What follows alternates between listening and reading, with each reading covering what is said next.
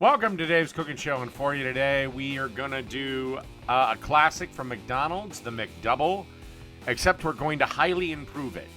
First thing we need to do is make the seasoning.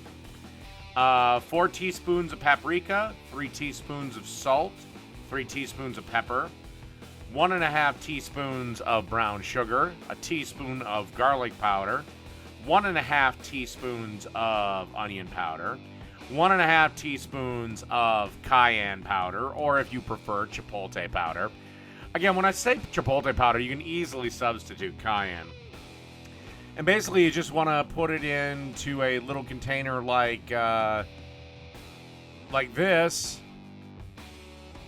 And then once this is done, just pop the lid on top and just shake the ever-loving shit out of it. And as long as you keep it closed, it'll be good for a while in your pantry. All right, next step. Okay, the next improvement I made is these are no longer the 8-pound patties or the 2-ounce patties that the McDouble is known for. I've jacked them up all the way to 1/4-pound patties. So, season one side, season the other. Don't worry about kind of over-seasoning them because you're going to lose a shit ton of seasoning when you go to flip them. And then just give them about 2 minutes aside, and we should be ready for the next step. All right. These burgers, a couple of minutes, ready for the flip.